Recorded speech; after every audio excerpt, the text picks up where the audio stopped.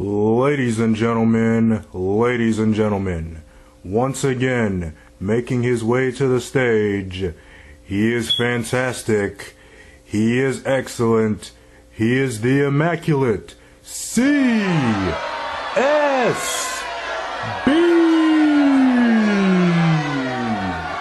Thank you once again. You guys are too kind. Thank you very much. I really appreciate it. Thank you guys. You guys are too much. Thank you. Well, hello there once again. It is yes indeed I, the immaculate C.S.B., once again back to answer your questions that you sent for me. So without further ado, let's get to your questions for the day. Our first question comes from Buckley from Staten Island. Thank you very much, Buckley. C.S.B., it has been reported that the NBA lockout has now ended and they are selected to resume games on Christmas Day. What are your thoughts about that?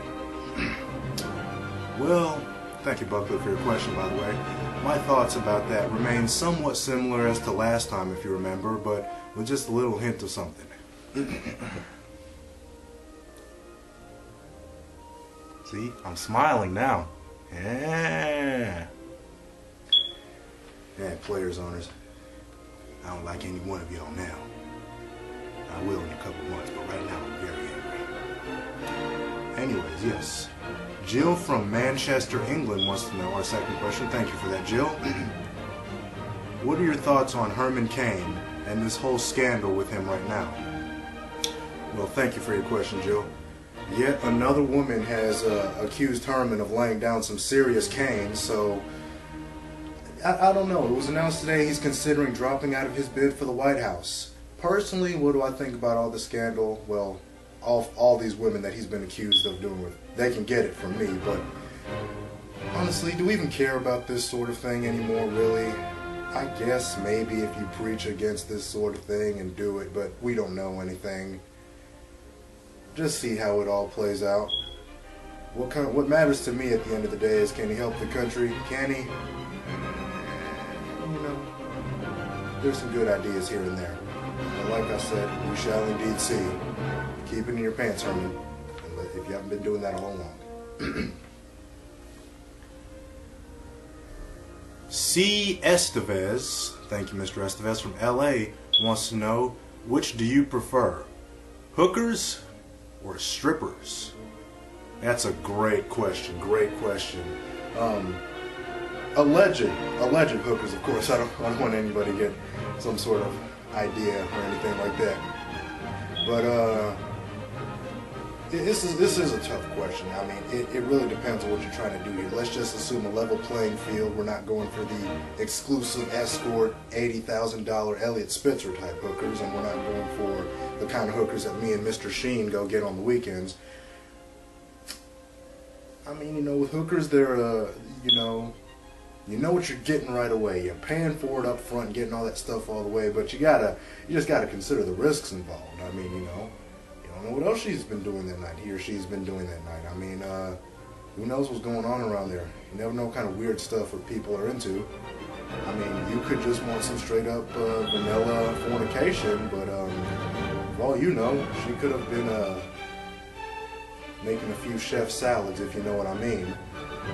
With strippers, it's a great entertainment thing. They're on the poles and swirly and all that just great stuff. But at the end of the day, aren't you just getting blue-balled? Just a tad? So, I mean, unless you got someone at home to vent that frustration out on, I just gotta call it dead even the way it is right now. But thank you for that question. I may investigate this later on. Allegedly, of course. Jay Biden from the D.C. area. Since I've got a lot of questions from the D.C. area recently. Anyways, thank you for your question there, Jay Biden. The use of pepper spray has been somewhat controversial in recent weeks due to the Occupy protests and whatnot. What are your thoughts on the use of pepper spray?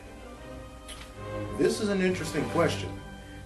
Now, my producers today conveniently left a bottle of pepper spray, and I feel it's unfair to judge using this product without testing it on myself. So, let's go for it here.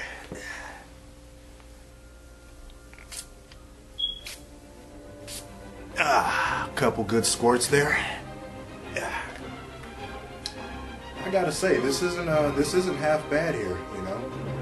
It leaves a little, tiny little sting to it, but nothing that can't be handled. Hold on just a second, excuse me. It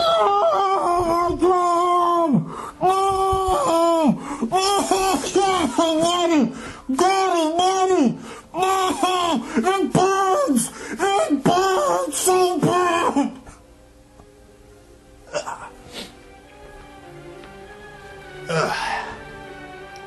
Sorry, a little bit of a technical difficulty there. And now our last question comes from Ellis from Chicago, Illinois. Thank you, Ellis, for your question. Dear Immaculate C.S.B, I am 5 years old and I'm wondering where babies come from. I have asked my parents this on numerous occasions, but I have this sinking suspicion that they're not telling me the truth when they say that the stork brought it. Will you be honest with me? Yes.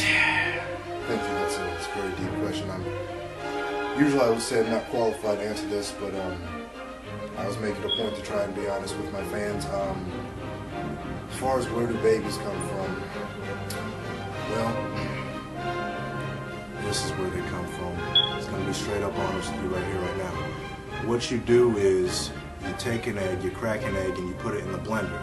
You blend it for about 10 to 15 minutes. Then when the blender is done, you throw the egg outside on your lawn, okay? And then you get a whole bunch of sticks, you pile it up on the beaten egg, you urinate on said egg, wait about a couple days, and then what you do is you go down to the gas station, you get yourself a nice cheese Danish, not a cinnamon roll, but a nice cheese Danish, and a bag of Doritos. Nacho cheese or Cool Ranch will do. You crush up the bag of Doritos. You eat them at home while watching the football game. Then you go out, and if there's not a baby underneath those sticks within a couple days after that, I don't know what to tell you. Thank you for the question. Alright, well guys, that's all the time we had for this week. I hope you enjoyed the show. You know the drill. Send questions to my email, Lordcb at thecbgalaxy.com. We've had a little issues with the website lately, but I can guarantee you everything will be running very soon, quickly, and that's all there is to say about it. Without further ado, Immaculate out.